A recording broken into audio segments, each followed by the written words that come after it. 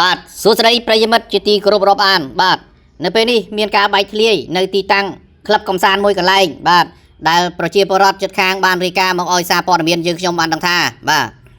ក្លឹបកំសាន្តមួយកន្លែងនោះគឺមានឈ្មោះថាពិភពដ៏ស្រស់ស្អាតបាទស្ថិតនៅក្នុងសង្កាត់ផ្សារដេប៉ូ3ខណ្ឌទួលគោកចូលទៅតាមផ្លូវវត្តនៀកក្រវ័នប្រហែលជា60ម៉ែត្រទីតាំងក្លឹបកំសាន្តមួយកន្លែងនេះបើករកស៊ី24ម៉ោងលើ24ម៉ោង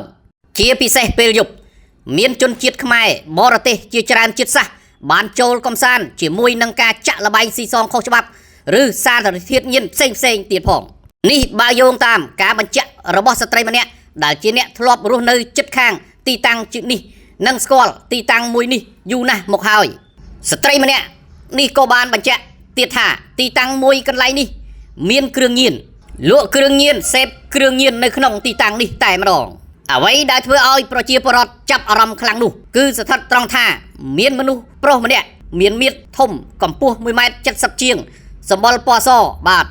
នេះគឺជាជើងកាងបាទមនុស្សប្រុសមាឌធំនោះបាទគឺជាអ្នករងចាំដោះស្រាយបញ្ហាផ្សេងនៅក្នុងក្លឹបដែលមានឈ្មោះថាពិភពដ៏ស្រស់ស្អាតនោះមានន័យថាជើងកាងប្រជាពលរដ្ឋដែលជាអ្នកធ្វើដំណើរចេញចូលតាមដងផ្លូវវត្តនៀកក្រវ័នមានការសង្ស័យ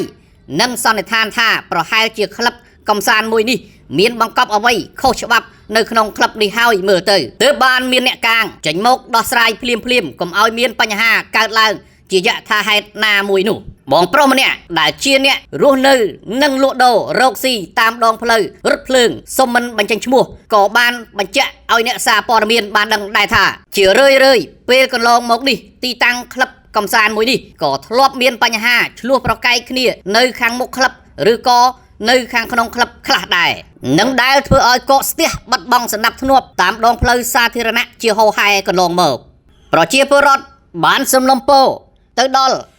ឯកឧត្តមនាយឧត្តមសេនីយ៍សថេតអគ្គស្នងការដ្ឋាននគរបាលជាតិនិងឯកឧត្តមសេនីយ៍ឯកជួននរិនអគ្គស្នងការដ្ឋាននគរបាលជាតិរងនិងជាស្នងការដ្ឋាននគរបាលរាជធានីភ្នំពេញសូមលោកទាំងទ្វេជួយដាក់មន្ត្រីជំនាញចុះស៊ើបអង្កេតនៅទីតាំងមួយកន្លែងនេះឲ្យខានតែបានដើម្បីឲ្យប្រជាពលរដ្ឋមានទំនុកចិត្តទៅលើអាជ្ញាធរនិងសមត្ថកិច្ចពិតជាមានចំណាត់ការក្នុងការបង្ក្រាបបទល្មើសឬក៏ទីកន្លែងដែលមានការសង្ស័យថាមានជនខិលខូចសង្គមងងឹតបង្កប់នៅល្បែងស៊ីសងខុសច្បាប់តាមប្រព័ន្ធបច្ចេកវិទ្យាសង្គមពិតប្រាកដមែន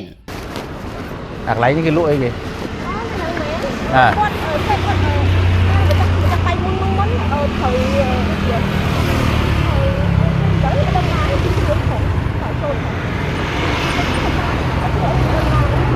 ហើយស្គាល់កន្លែងហ្នឹងស្អីកន្លែងអីគេនេះក្លឹបធ្វើអីខ្លះ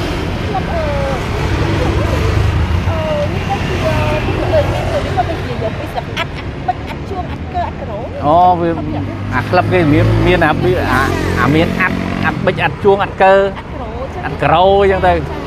ហើយមានលឺថាមានអីគេបាញ់ត្រីអីហើយចុះអារ៉លេតអាបៀការ៉ាតអីហ្នឹងចេះហ៎តែធ្លាប់ចូលលេងអត់ចឹងហ៎ក្លឹបគាត់ប្រាប់អំពីហ្នឹងកន្លែងហ្នឹងហ៎ក្លឹបកន្លែងគេលេងល្បែងហ៎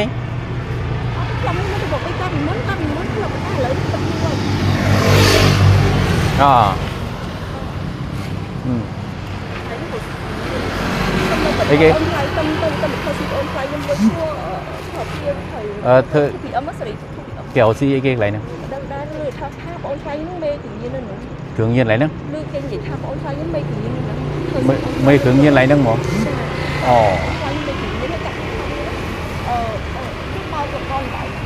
កន្លែងល្បែងទៀតហើយតំយោឡានរបស់វាមួយឡានគាត់គាត់លឿនមួយហើយគេចាក់កម្រិតវានៅក្នុងបង្កក់នេះយើងជួយវានឹងចូលបាន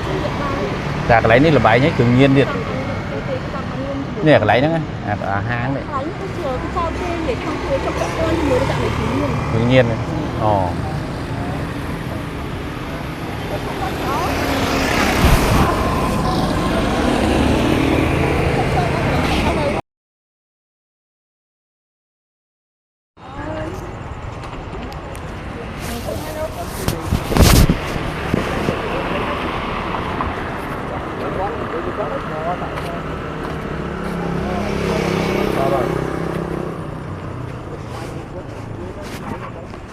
แล้วที่ไอ้ถึงเลยนี่ก็ทำหน้าแล้วก็ข้างหน้า